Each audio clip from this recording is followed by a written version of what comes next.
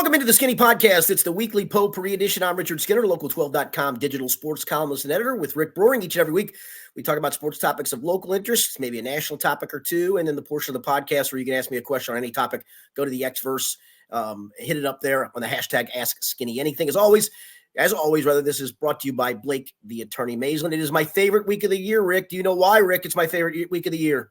The Masters? Thank you, Rick. Indeed. Thought maybe you'd forget about that. Shout out to me for even knowing that it was Masters week, but also really, that's your favorite week of the year? I didn't realize that. Oh yeah. It's just, I don't know. It's just, and having gone last year is even deepened my love for the event. I will tell you, I took a week of vacation this week, not because of the Masters. It just kind of fell with a week I could take. The Bengals start ramping up some things next week where we get some locker room availability. So I thought, I got some vacation tomorrow. I'll do this week.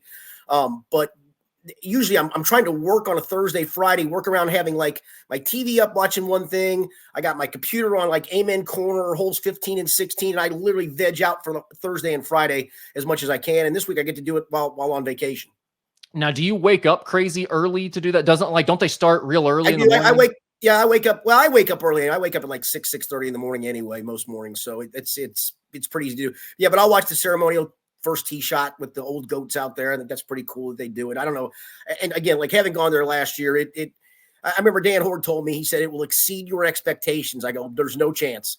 And it did. So there I am. Wow. Better you than me. That's all I can say. I have a couple friends that are going this year as well. And I said the same thing to them. Yep. You know what days are going for? Practice round. Oh, cool. Yep. That's still pretty cool. Yeah. Yep.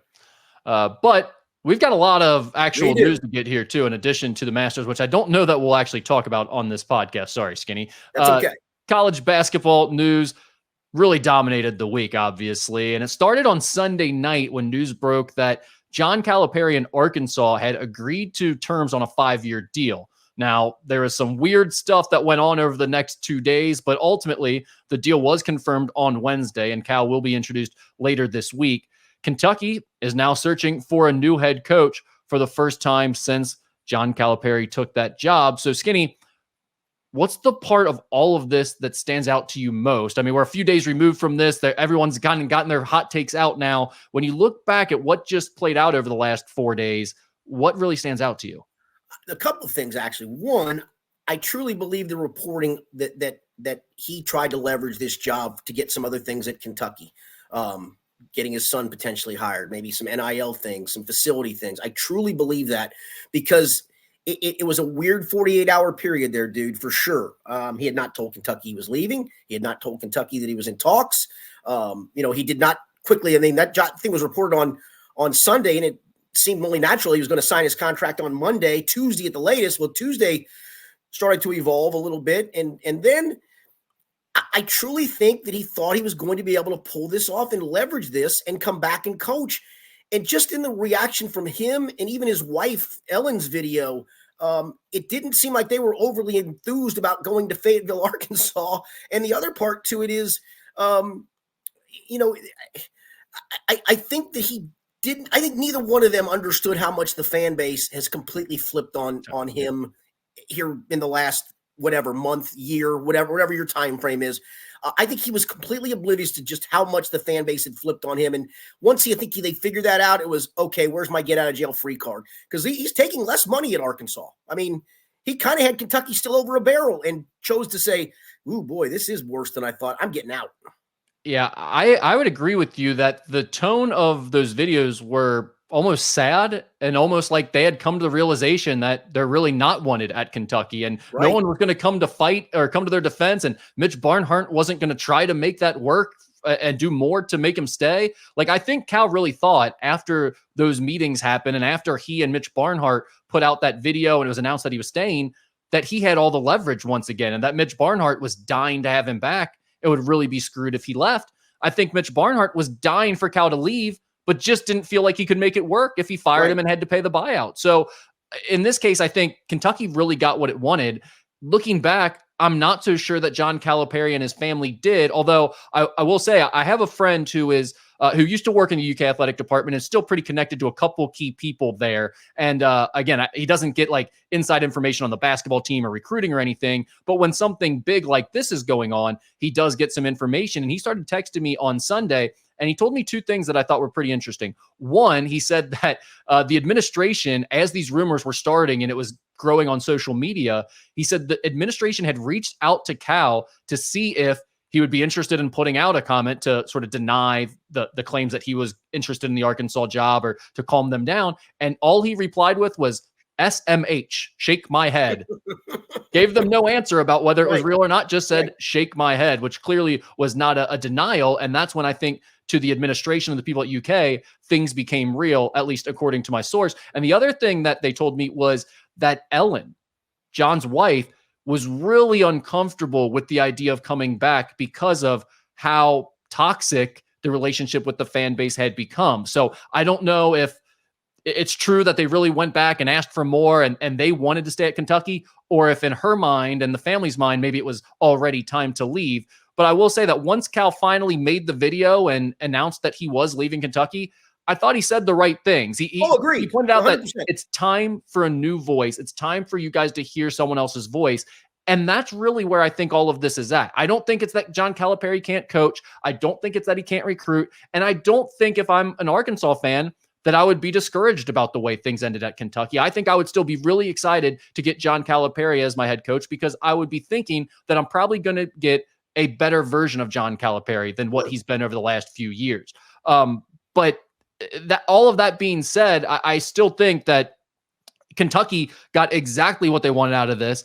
And it's a little bit questionable as to whether Cal did or not. But I don't think there was any way that he really could have come back. Yeah, it's just, again, I don't know who helped him take the temperature of the room in that time period where he did his radio show, sounded extraordinarily defiant, coming back to the meeting that really yielded no results with Mitch Barnhart, to that awkward video. It was almost as if he had determined, I'll make this work.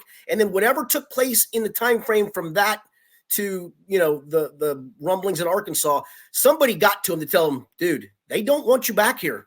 And I don't know who that was. Here's what I want to know. How much did Cal know, or was he thinking about this? And when I say this, I mean the possibility of going to Arkansas, or maybe just the idea that he was still looking for a way out of Kentucky as soon as it was available to him when he made that video 2 weeks ago with Mitch Barnhart and when they had that meeting and then they announced that he was coming back. Because that video now, when you look back at it, and obviously everyone's gone through it and they've sent out screenshots of sort of Cal making a funny face or Mitch Barnhart making a funny face going like, what did they know in this moment? But it is interesting to think about if Cal sat there with him that whole time and let Mitch kind of really stick his neck out there for Cal and say, yeah, we're going to bring him back. Oh, the whole time, if he knew that he was still thinking about taking that Arkansas job or looking for a way out, that's kind of crazy to think about. Well, isn't it? But I don't think Arkansas was open at that moment, was it? The chain of events, I think, occurred after that But I think there was already the rumblings about Muss and the situation at Arkansas, and that he might have looked for other jobs. Had Andy, someone say this for the third time, had Andy Enfield taken the SMU job at that point? I don't think so. No, to your point, I don't think the chain of events had started occurring, but there was a lot of rumblings about Arkansas in general, and if he was tight with the Tyson guy. Right, and again, maybe it wasn't even the Arkansas job. Maybe in his mind, he's like, USC's still open. There are NBA guys that still contact me. This Arkansas thing could happen. Like maybe he's got 3 or 4 jobs that he's kind of saying, whichever one opens for me, I'm going to seriously consider. I'd just like to know how much that was on his mind 2 weeks ago when they initially announced that he was coming back to Kentucky and when he and Mitch Barnhart made that video, because it is awkward to look back at now and think about what was going through their heads. But at that point, he had him over a barrel with the buyout, right? And again, it's we still don't know at this moment if Mitch Barnhart did have the funding to get it done. I mean, that was the reporting, and some of the reporting was that he did. But again, I don't know if he did. And even if he did, again, he wasn't willing to pull the trigger on it at that point either. Yeah, I think having the funding, absolutely. Knowing what we know about the way the buyout worked, they absolutely could have afforded it, because if they couldn't afford it, then they can't afford to pay a new head coach. I mean, it was basically going to be the equivalent of having to pay John Calipari's salary for the next however many years and pay another head coach. So they had the money, but the bigger question was, did they feel good about paying all that money to buy him out? And clearly the answer was no at that time, which still shocks me, because I said at the time, I don't see how you bring him back. We both did. I said it's an untenable situation. Remember, I said, and I mean this sincerely, the first time they fell behind 10-4 in Rupp Arena would have been the most uncomfortable moment in the history of that program. Totally. And that's why, and especially now seeing the way all this played out and how bad the relationship was between Cal and Mitch Barnhart and whoever else is there in charge at Kentucky, there's no way this would have worked for another year. They clearly have zero relationship whatsoever based on what we saw play out over the last 48 hours. Cal has zero respect for these people. Otherwise, you wouldn't have done what you did the last 2 days. Agreed. Yeah. The other point or piece of reporting that I thought was really interesting, Skinny, was Matt Norlander's report that Cal privately expressed serious interest in the Ohio State job back in February. What were your thoughts on that? Well, I think it shows that maybe he was looking for a get-out plan just in case. I mean, if things had gone well in March, I don't think that would have. Listen, if things had gone well in March and this team had gone to the Final Four, he'd still be Kentucky's coach, and even the detractors would go, okay, I'm back on board. So, yeah, I can see him looking for a get-out-of-jail potentiality to it, but I don't know how serious it was, and obviously the timing of it never was going to work either, the way it worked out for Ohio State. I guess the bigger question that I'm more interested in that I keep hearing from UK fans is how damning is that, in your opinion, that he may have been checked out the final month of the season if he was really considering taking another job? Yeah, I mean, that's a little disturbing. I don't think him being checked out cost Kentucky the Oakland game. I think there's other things that cost. I mean, the season-long issues and the season-long promises to players of clutch relationships that started ahead of the two best players he had on his roster, or two of his three best players. I think that was more damning. I don't think it was a matter of checking out. I think that was just a matter of his complete stubbornness, which really earmarked the last handful of years of his career. All right, so the next big question becomes, who should Kentucky go after, Skinny? We've heard all the names. Obviously, there's a bunch of people who have already been thrown out there, and some of them have denied it. But who do you think is a realistic name that they should target?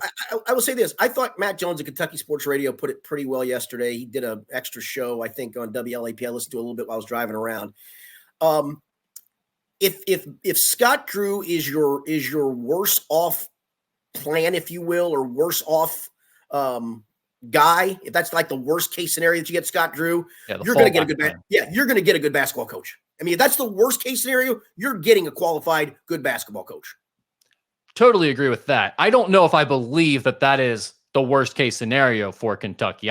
Now, granted, I tend to think it gets done before you get to the secondary names and the names that people are less enthused about. I think it will be one of Mark Popes. Yeah, I think it will be one of the more enticing names on here, one of the bigger splash hires.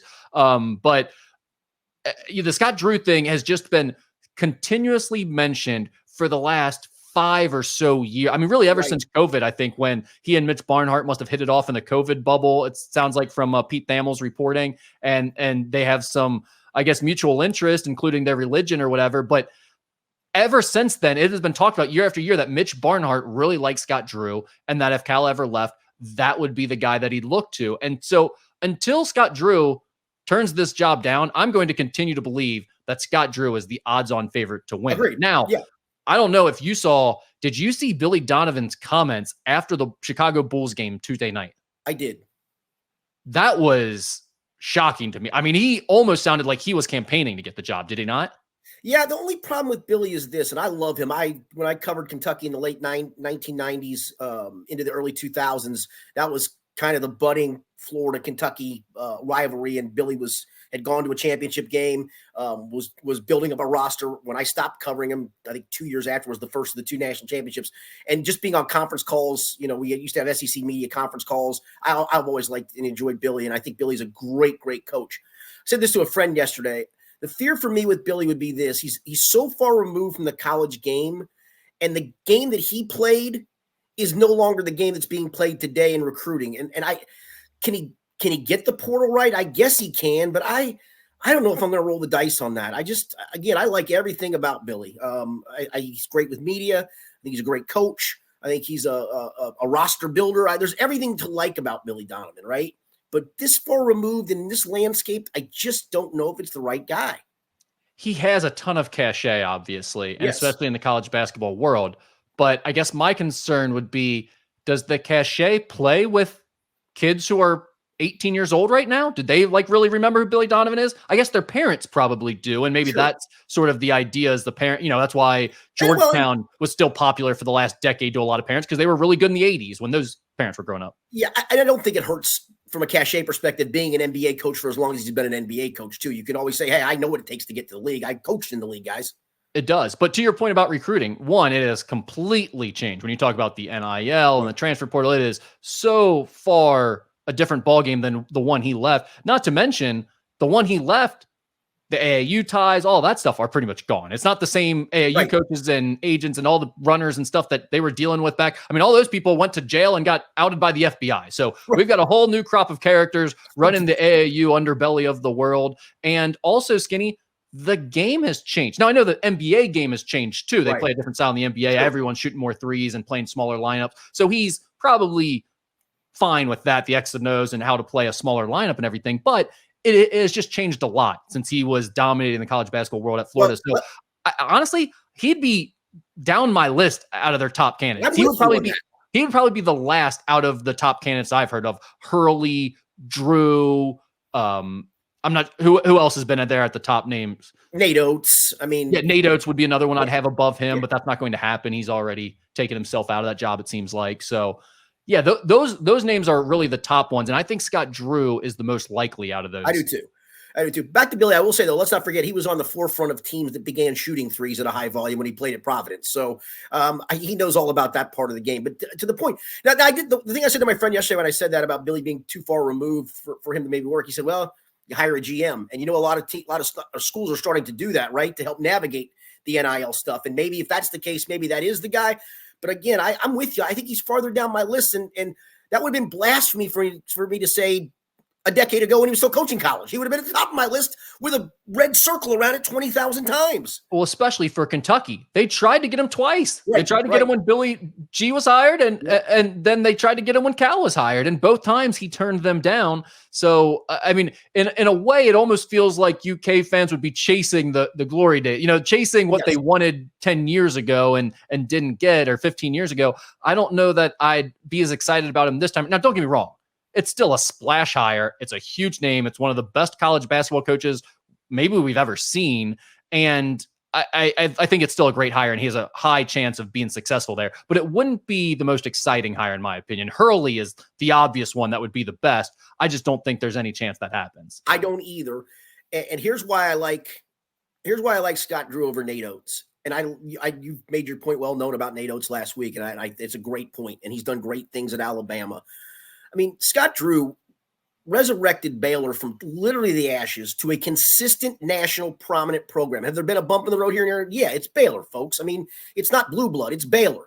But for the most part, they have consistently, once he got it rolling, been an NCAA tournament team, had some runs, done some really good things. They've had a couple of flameouts. I'll grant you all that stuff, but he's built the program. And Nate Oates at the moment is a little flavory of the month. And I know he's done things like the last 3 or 4 years. It hasn't been a 1-year window. He did great things at Buffalo.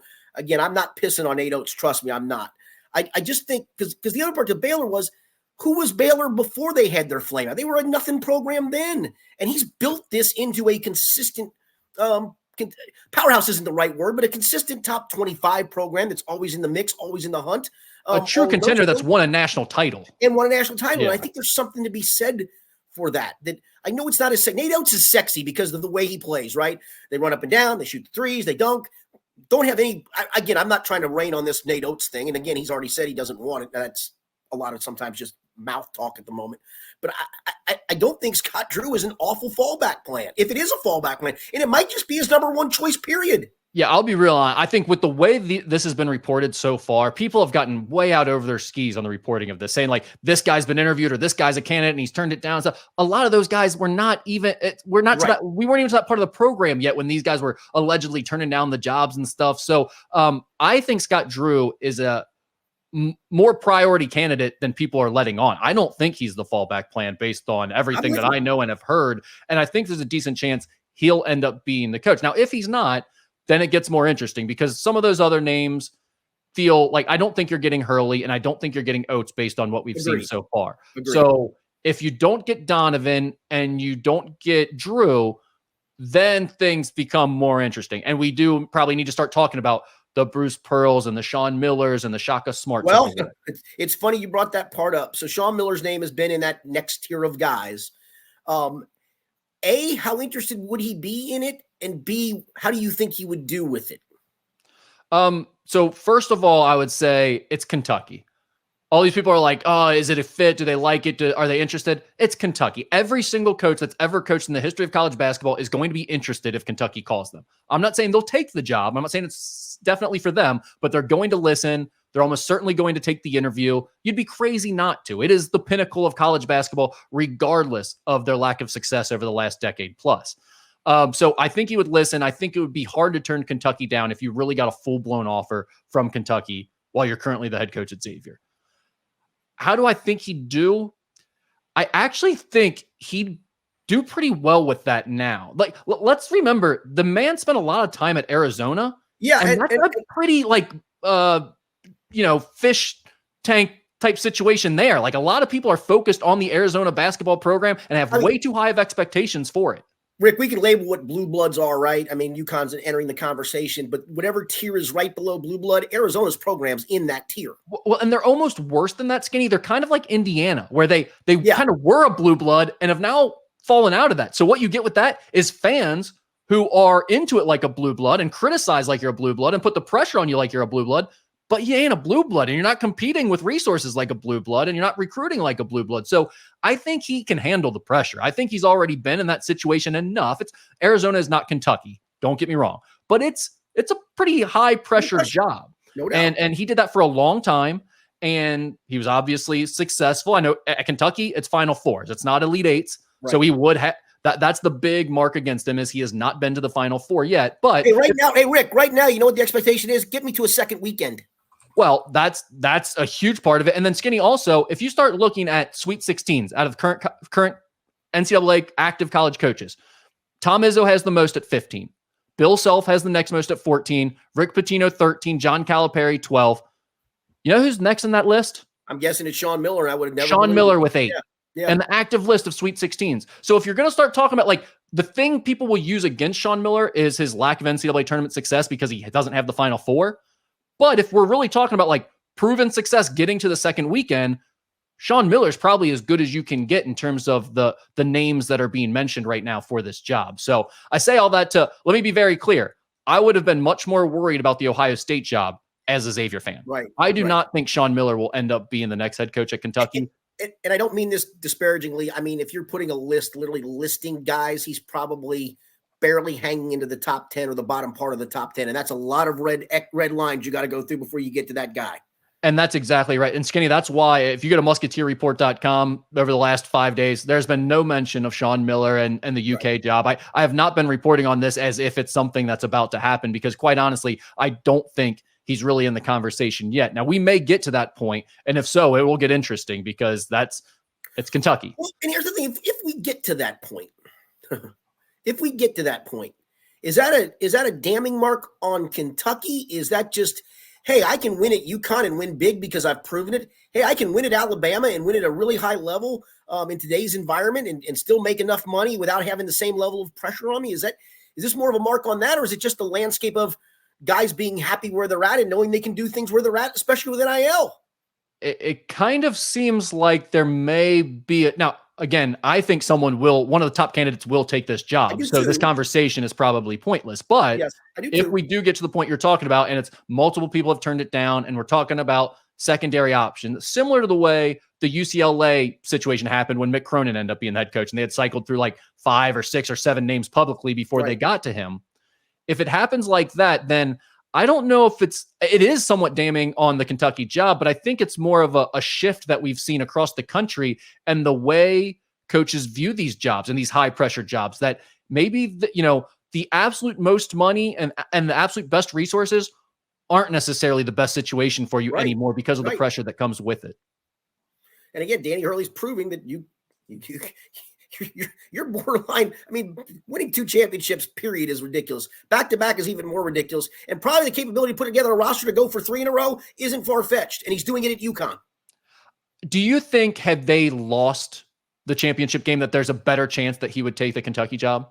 I don't. There's a part of me that says him winning it would probably lend him to say, listen, could I go for 3 in a row and make this epic? Sure.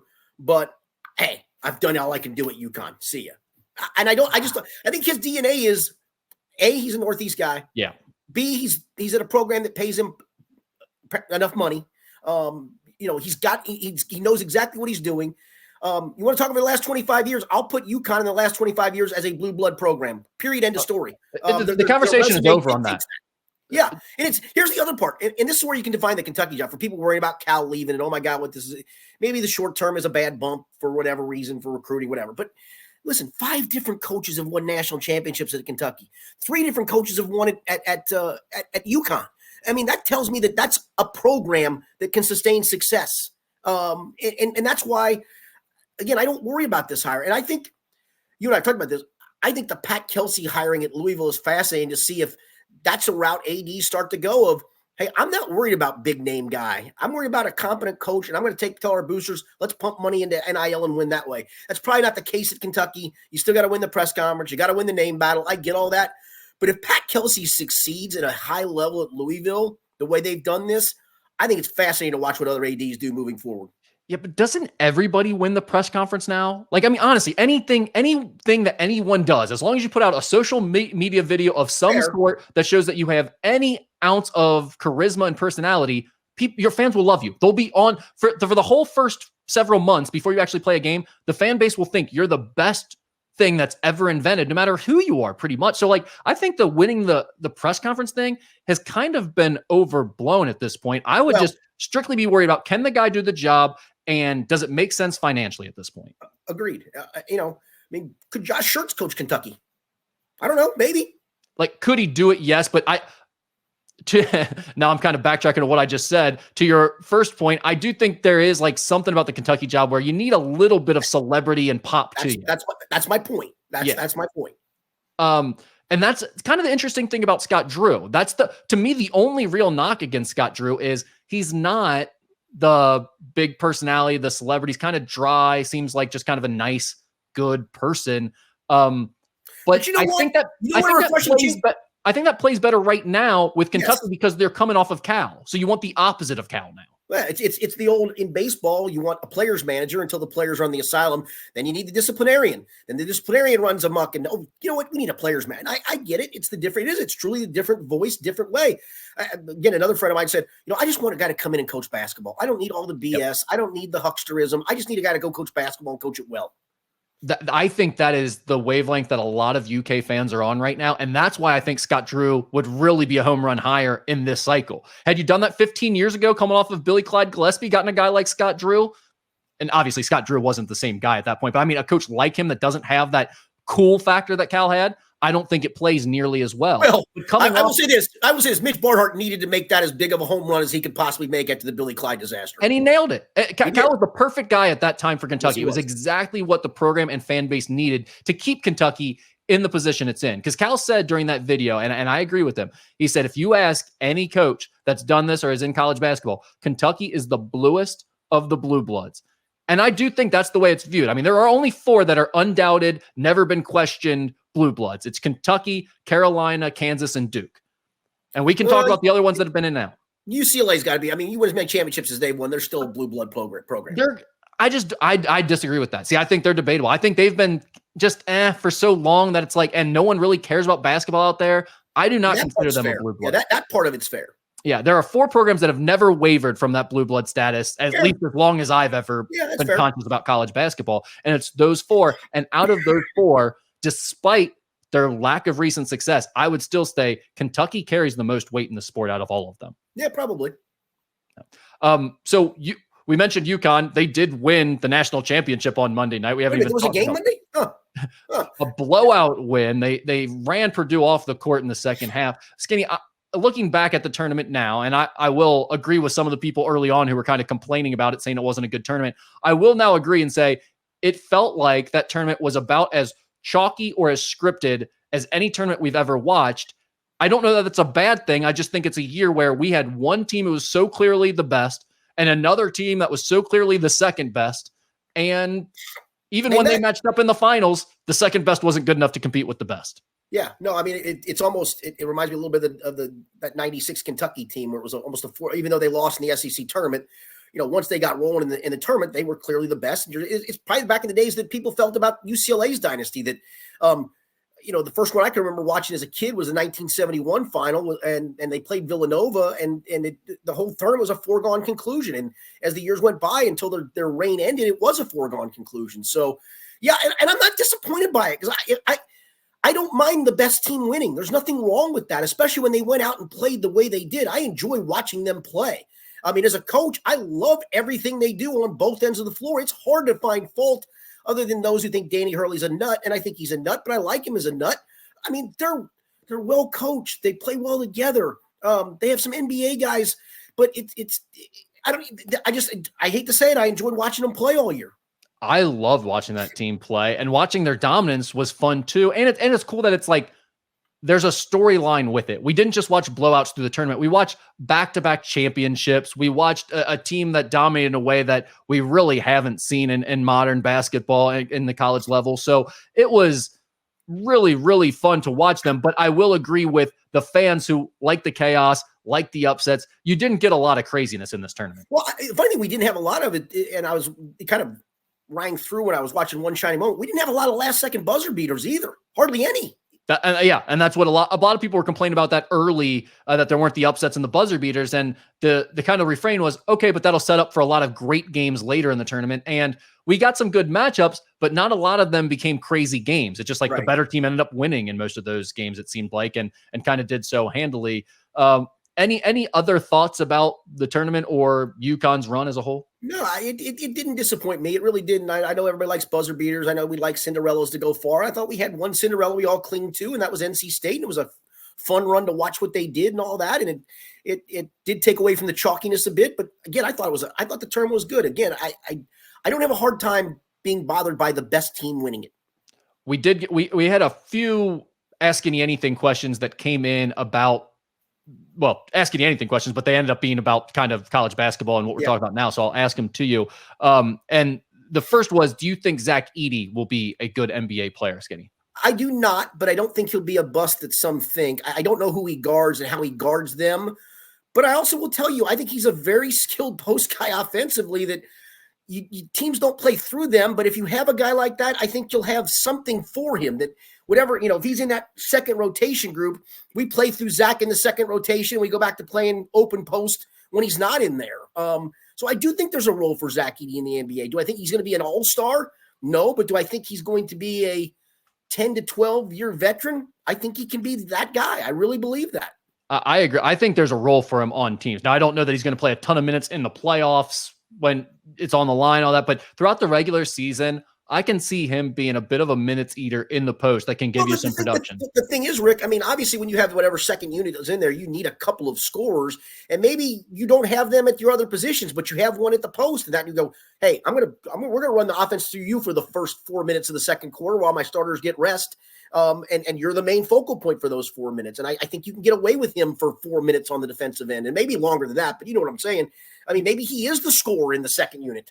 You also have to guard this guy, and he's impossible to guard. This isn't Sean Bradley. This isn't Manute Bol. He's not a sideshow. He is like really skilled and coordinated down low. And Rick, when this was so many teams having so many shooters, can you imagine just surrounding him with snipers? I mean, you cannot double down in the NBA Correct. Like they do in college. Correct. And trying to guard that guy without a double team, I really don't know how you do it without fouling. So I don't either. I think there is a real role for him in the NBA. I don't know exactly how many minutes and exactly how much production there is, but I'd be shocked if he doesn't carve out some type of niche on a roster. I agree with you. I don't think he'll be a star by any stretch because, again, I don't know how he's going to guard and how they're going to make that work. But so many teams just play drop coverage now anyway that they kind of let these guys just hang out underneath the free throw line. Yeah. The other thing, too, is I don't know if you remember one of the plays. I think it was the Tennessee game. He got a defensive rebound, outletted it. The fast break didn't develop the way I think Purdue was thinking it would on the break, but they still attacked the basket. It was a miss. He rim ran from behind everybody. And, I mean, when you saw it, the replay, I'm like, damn, he's way more athletic than I really thought he was, and he tip-dunked it. And I thought, okay, I know I never thought of him as a plotter, but just watching that sequence, I went, that was pretty damn athletic.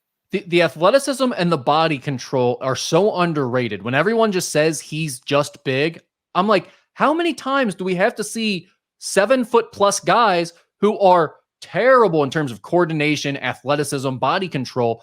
And then you see a guy like this and not realize it's extremely different. Like, we don't get a lot of Zach Edey's for a reason, because having that massive body and being able to control it like he does is almost impossible. So I'm surprised so many people think he can't play. I understand it's not the most fun style of basketball to watch, but I think he's really good and really a generational talent. Yep, I agree. The other question that we got from a few different people actually was, will Skinny be back as a UK fan? Can Big Blue Nation count you back in as a basketball supporter of the Wildcats with the new coach now that John Calipari is gone? Yeah, and I think I'm trying to think if there's anyone that they would hire where I would say no to that. No, absolutely. Yeah, I actually thought about that yesterday. I thought it'll actually be refreshing for me to get to march and root, as opposed to I'm watching the Oakland game literally rooting for Jack Golke to hit another three. I wasn't hoping for that because I picked Kentucky to go to the Final Four in a bracket. I had them in a couple of pools. So, and I did that more with my head. I thought I was doing that with my head the way the draw was. So that was not with my heart at all, because my heart would have been rooting for Oakland more than Kentucky. But I don't know, Skinny. You called me in the second half of that game. It sounded an awful lot like you were rooting for Jack Golke. Well, I was rooting for him just because I love watching performances like that. It was fun to watch. But yes, I will be back in for sure. All right. That's a good way to end that segment then. A lot of people were worried about whether or not they could get some UK fan takes from you again. They want you back on their side, Skinny. They're tired of you hating on their team. I want to be back. I didn't want to be the first one to call out Cal for what he really is as an absolute huckster. But you were right all along, as it turns out. I hate to be. All right. So just to wrap up this segment one more time, final take. Who do you think is going to be the head coach? I'm with Scott Drew. I think I'm with Scott Drew too. Again, it's not the safe pick. To me, I think it's the right pick. Listen, we all would agree if Danny Hurley would come back up the Brinks truck and let's do this thing, because he's got the big personality. He's been a program builder. You know, it's funny. People, boy, the first few years they would have probably run him out of town. The things he did at UConn, dude, he was building a roster at a different time. Building a roster, you weren't doing it through in the American at that point. In the American, thank you. Yes, that too. Dude did it. Listen, he'd be the home run of home run hires. I think he'd be as big a home run hire, if not a bigger home run hire, than when UK hired Cal. I mean, he has done more than what Cal did. As soon as Dan Hurley got to the Big East, everything changed for UConn. So it was a clear difference, him recruiting the Big East versus him recruiting to the American Athletic Conference. And think about, Jim Calhoun, when he had his success, they were in the Big East. Yeah. To me, I would go as far as to say Dan Hurley is the only candidate, in my opinion, that's worth the big time dollars that they're talking about throwing around. If you're going to pay over $6 or $7 million a year for a coach, Dan Hurley's the only guy that I would be willing to do that for, in my opinion, that they're currently after. Yeah, I agree with you on that. And again, I know people are going to look at some of the Scott Drew seasons and go, oh boy, what if we go through one of these at Kentucky? Again, he's doing it at Baylor, people. Remind yourself of that. And he won a national championship at Baylor, people. Remind yourself of that. And he won a national championship more recently than Cal did. Remind yourself of that. And also, by the way, he's one of those guys that got screwed by the COVID year. He had a great team the COVID year. And in defense, so did Cal. And obviously so did the University of Dayton. But it's funny because people, UK fans will always bring that up as a defense for UK and Cal. And it's like, well, I mean, Scott Drew would be right in that same boat in that case. So, there we go. We both think Scott Drew will be the next Kentucky coach if we had to guess. And the refrain from Kentucky fans is going to be exactly what you brought up, that you said one of your buddies had told you, Skinny. Kentucky fans are going to be saying, I'm glad to finally just have a guy who's focused on basketball. We don't need Drake at our practice. We don't need to be talking about the NBA or the draft coming up. We just want to focus on UK basketball. That's what Scott Drew will be for them.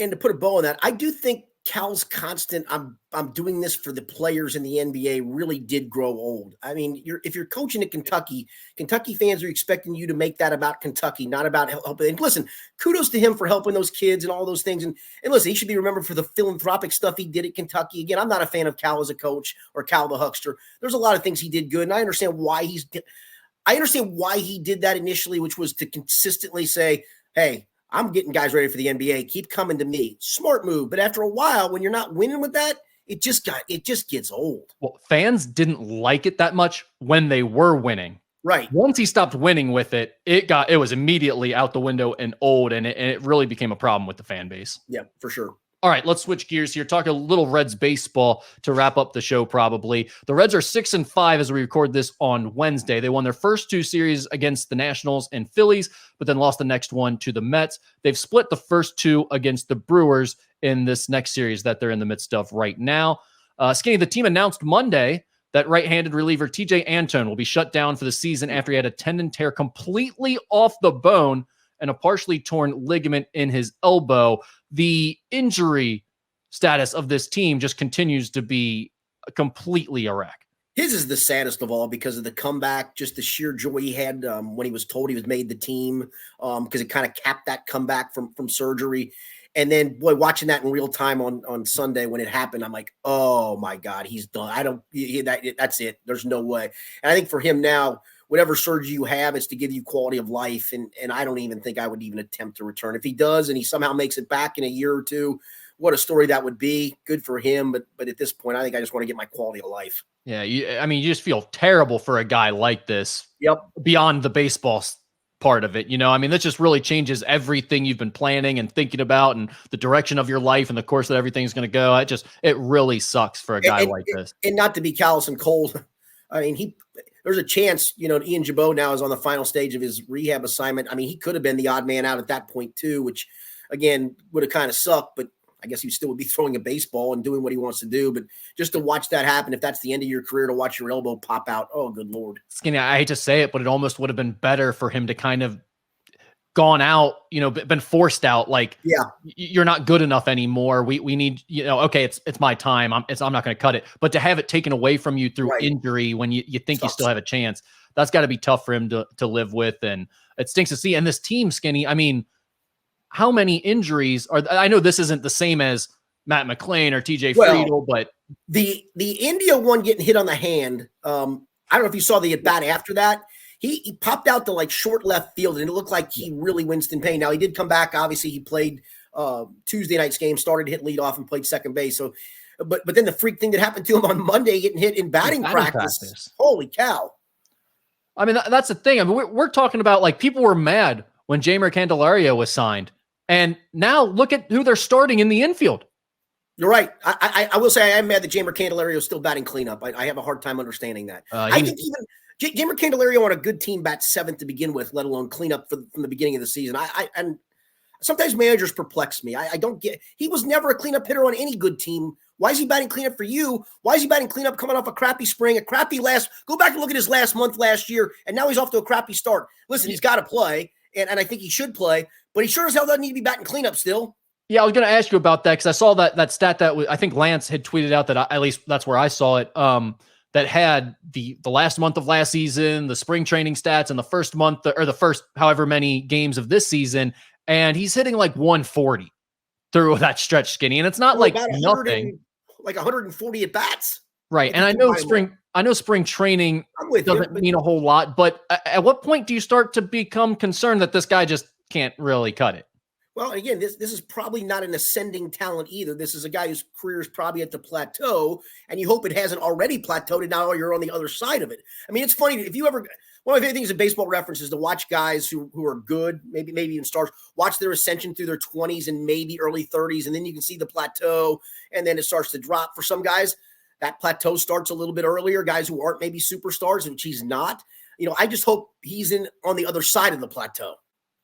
Yeah, well, I mean – but again, like you said, they have to play him because everybody's hurt right now. They don't. And that's fine. You can bat him eighth. The world will survive him batting eighth. He'll survive batting eighth. They should absolutely move him down to the lineup. But I mean, I'm to the point where it's you almost want to say, why is this guy still playing? But somehow on this roster, with all the extra infielders that they had way too many of, they're out of infielders. Well, I will say this: when Friedel comes back, you will have to start making some decisions on outfielders. Certainly, one of them can DH. But at that point, if he's not hitting, do you consider moving Spencer Steer back to third base? It probably doesn't help your defense any, but it may be by default if the guy's not hitting. Yeah, well, and I think that is the bigger concern right now is how do you make sure you get the offense on track and moving, and you kind of let the defense go as it will from there. On Wednesday, Charlie Goldsmith tweeted that David Bell said TJ Friedel has a check-in MRI scheduled for this week, and that it's also realistic that Matt McClain could return in August. Any thoughts on those two bits of news? The Friedel one, certainly we knew he was coming back sooner than McLean by a long shot. I was hoping first month he'd be back at some point in May, and you're at least at the very least spinning your tires as opposed to going backwards. And I think they're kind of at that point. They still have a chance to win 2 more games with Milwaukee, and suddenly 6-5 becomes 8-5, and that's all well and good. But yeah, I think that would really set your lineup much better. I mean, India could hit second at that point. You can then get Spencer Steer instead of hitting second on some days. He's a middle. I think he's a clear middle of the lineup guy. It'll help your lineup immensely getting TJ Friedel back. It would help immensely getting both of those guys back. But getting Friedel back sooner rather than later gives you now, if India is going to continue to do this, and he's getting on base at about a 40% clip, which I don't think he's going to do that, but I think can get on base at a 375-ish clip. You get him and Friedel at the top of the lineup and Steer somewhere in the middle of that and get CES starting to hit. And I think he's coming around a little bit. He had a couple of hits on Tuesday night. I think he comes out of it way before Candelario does. I mean, look at Candelario's career. It's not like he's always been a 300 hitter, for goodness sakes. Right. He is what he is. And that's where it almost bemused me when I saw that opening day lineup with him hitting cleanup. And I started looking around going, all right, you're taking the pressure off of Ellie. I don't really understand Steer batting 7th, but I get it's a right-handed pitcher. So if that's how you're going to do this, okay, let's see how it does in the short. But Steer's done nothing but rake. Coming off of a year where he raked last year, he is clearly a 2, 3, 4, 5 hitter against everybody. Yeah, I don't understand why that's not obvious already. And I'm sure there's some weird analytical stat out there or some righty lefty thing out there that suggests that this is the right way to do it. But that one just has never made sense. It might be the right way to do it if your 3 and 4 hitters were hitting. CES isn't hitting at the moment, and neither's coming. You can't have your 3 and 4 hitters batting $163 each. Again, I think CES, this is going to be nothing but a blip on the radar for him. I think the kid's too talented to not hit. It's just the start for him. But again, Candelario's got a lot of the back of the baseball card. It's not stunning. It's solid. It screams certainly professional, major leaguer, but it doesn't scream middle of the lineup guy by any stretch of the imagination.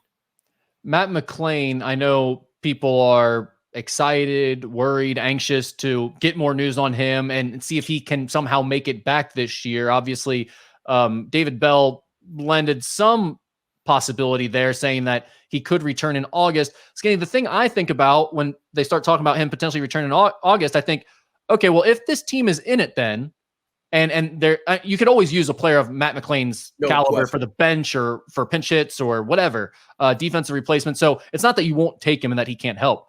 But if they are in position where they're potentially going to make the playoffs, do you really have like the time to get a Matt McLean who hasn't played all year up to speed at that point? Or the guys that you've already been playing, have they done the job well enough that you're probably just going to keep them in place? I'm not sure exactly how that works out of getting them back into the mix. Because Santiago Espinal sucks at the plate.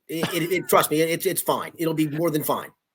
Well, Espinal is starting now, Skitty, because this team that has too many infielders, doesn't need any more infielders, can't stay healthy. So that's the situation we're in. And quite honestly, if that's the case all year long, then you're not going to have to worry about the playoffs or anything like it. The other point I will say is by the time he would return in August, who else you have back at that point? Noelvi Marte's back at that point too.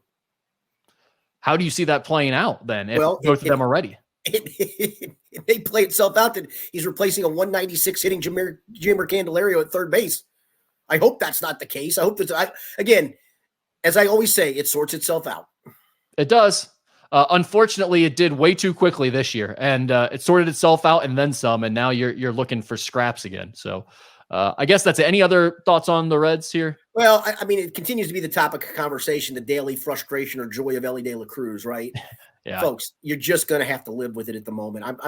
I mean, the 5 errors suck. He's on pace, I believe, for 65 errors this season. Well, I don't think he's going to get that, but I do think he can get to 40. The defense has to get better. I'm with you. I'm with everybody on that. But right now, I'm just going to let him play through everything, swing through everything, because you get the magic moments of the inside the park home run and the home run off the batter's eye. He's on pace to score. What the hell? He's on pace to score 160 runs this year. His OPS is over 9. For all the faults of him at the plate, his OPS is over 900. He's up there among the leaders in majors and runs scored. I mean, for all the things that we look at and pick at, he still does a lot of good things. And he's still 22 years old with less than 120 games under his belt.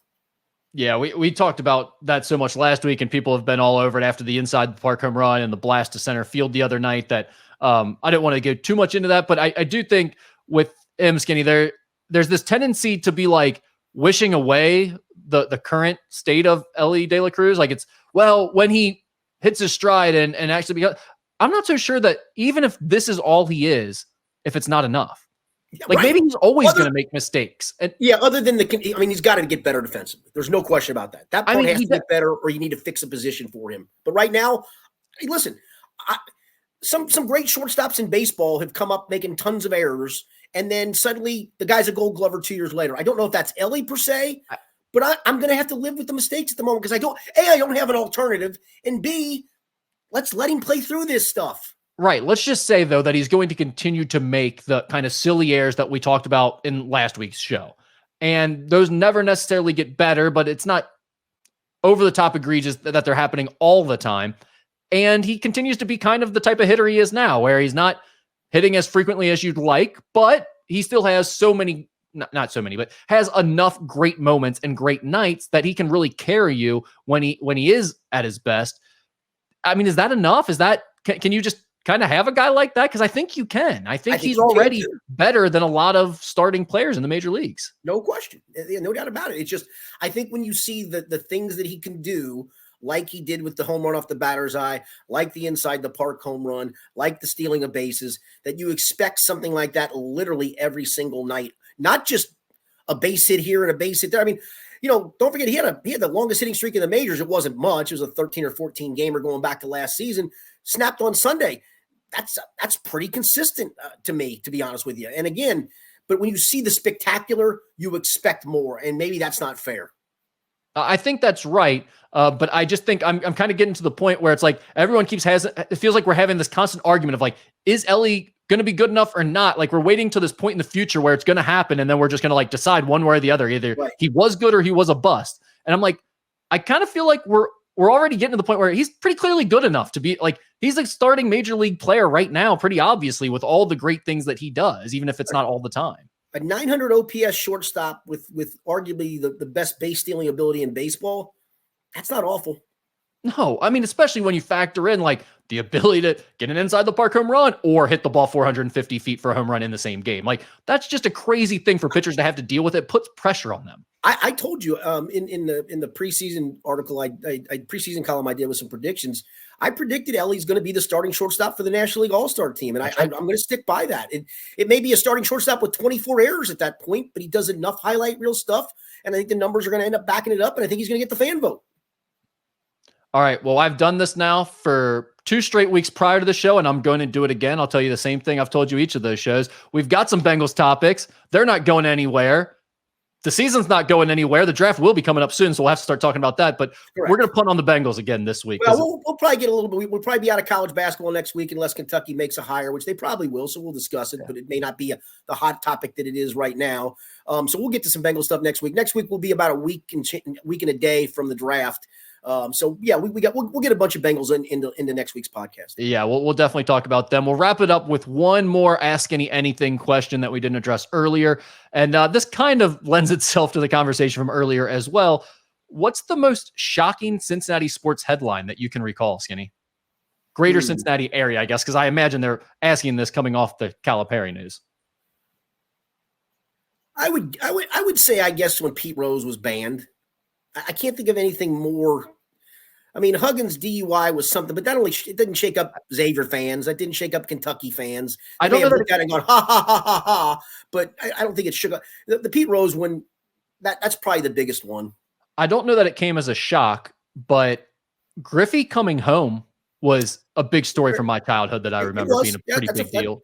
Yeah, that's a fair point. I don't know that it was shocking, but. No, I can't remember where I was. I was covering UK. I think I was covering a UK at Maryland game, and I was driving from the airport maybe to my hotel the day that came down. And I do remember going, "Oh my God!" Like it took me by that. But Pete's news was, and I know Pete's was building, so it didn't come out of nowhere. I guess in theory, Griffey's was a shock because it did kind of come out of nowhere, right? Pre-internet age, sources leaking stuff. It was. That's what I forgot about. There was no internet. That's why it was kind of shocking because I guess it was. It was internet infancy, but it wasn't social media. There wasn't Twitter, but it was like I remember there was like report because if you remember, Pokey Reese at the time was untouchable when they were trying to get that deal done.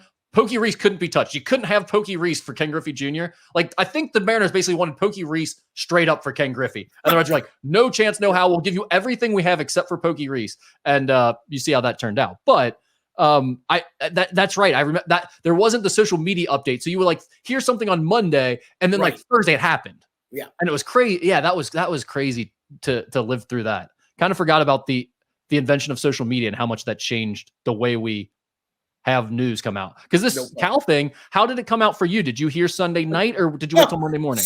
So it's funny you say that. I fell asleep at about 10:30 Sunday night. Had a busy weekend doing stuff, and there wasn't really anything on that I wanted to watch that night. I watched the women's game that day, watched some baseball up until whatever. I just was watching some shows and kind of fell asleep on the couch. So I woke up at about 4:45 in the a.m. on my own, kind of clicked on a couple of things. I got a bunch of guys in a text chain going, Skinny, check in. I'm like, what is going on? I scrolled through it. Oh, wow. So then I went online. I'm like, and I'm on vacation. But I'm like, okay, we didn't have anybody overnight to put something up. So I'm like, I got to put a story up. So I put something up on our website about it. And so that's how I found out, with kind of looking at the text chain going, wait. So I do a radio hit in Lexington every Monday at 7:20 on 590 WVOK for those that maybe are Lexington people. And so the host, when he asked me, he said, so we got a little bit to talk about today. I said, yeah, Jack, I kind of fell asleep last night early, about 10:45. Did anything happen overnight? And he laughed. He goes, you do know. I said, I do know, but I literally did fall asleep at 10:45 and didn't know until about 4:45 this morning what had happened. So I actually, Rick used to do this for a living. I pushed the story out, which people get push alerts. You know what I'm talking about. I pushed the story out, and I know it was some hours old, but I guarantee you there were some people who woke up to that push and went, what? I guarantee it. The mobile notification on the phone told them. I mean, I think a lot of people had that happen to them where they were either alerted by a text that morning or a push alert or whatever. It was an all-time moment for college basketball fans Sunday night, because I mentioned my buddy who kind of told me a few things about what was going on. He actually tipped me off around like 8:30 p.m. I want to say, like, hey, there's some things coming out there. You're going to hear more about it. I just want to let you know it's real. And then he started sharing with me what I told you before. And it just, from there, it just snowballed. Like, the text messages kept coming. You all of a sudden started seeing the tweets go. And then people are like, John Rothstein's asleep. We thought he didn't sleep till May. He's missing this. Like, just all the silliness that's going on when a story that big breaks after 10 p.m. is so great. Yes. Like that, it causes absolute chaos on social media. And it was a fun night. No question.